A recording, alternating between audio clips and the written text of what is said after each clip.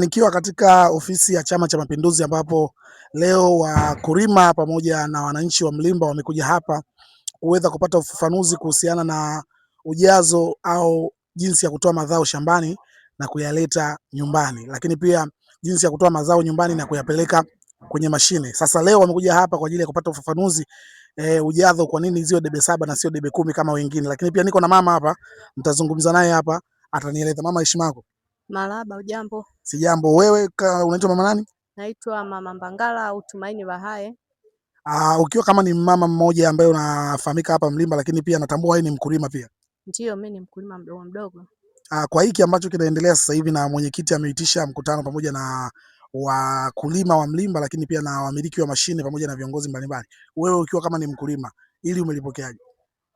Hili jambo nimelipokea kwa uzuri, lakini sio kwa uzuri sana, kwa sababu hawa wenye mashine tungekaa pamoja na wakulima tukalijadili pamoja kuhusu vifungashio, kutoka kifungashio cha awali kwenda kifungashio ambacho kinachostahiki.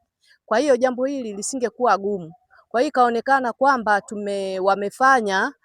wamefanya wao kama wao bila kuwashirikisha wateja wao, ambapo ndio wakulima wadogo wadogo.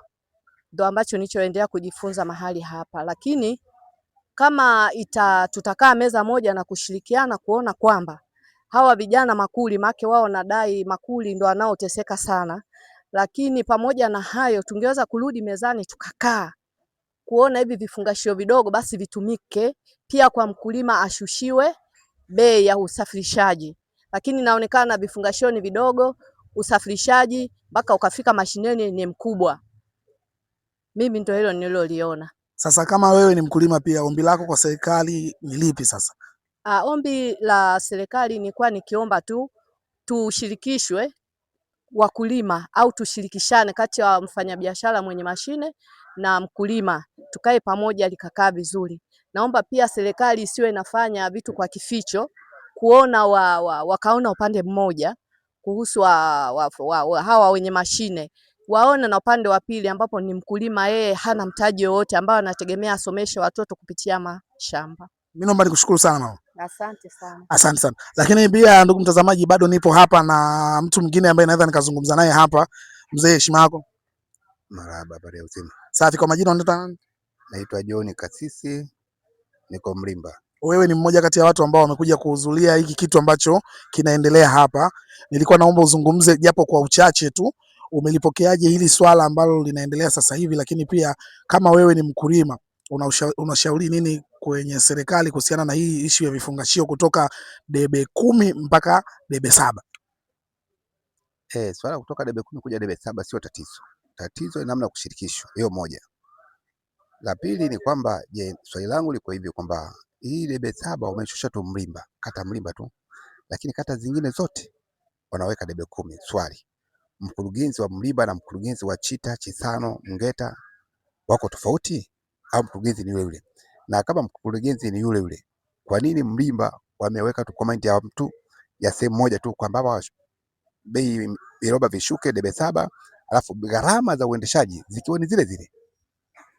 Lakini pia kuhusiana na swala la kupeleka kwenye mashine, pia kuna changamoto nyingine, ndo mgogoro ambao unaendelea humo ndani kati ya wamiliki wa mashine wakiwadai wakulima waweke kwenye debe 7 na bei wanawawekea ile ya debe 10. Wewe kwako hii iko vipi? Hii kwangu haijakaa vizuri. Haijakaa vizuri kwa sababu mkulima ndio anayeonelewa. Kwa sababu mkulima ndiye anayelipa gharama zote. Mkulima ndiye anayelipa, ndio anayezilipa. Kama uwezekano upo, basi na wale watu wenye mashine wawaajiri makuli wao, wawalipe wao, sio wawalipe na mkulima.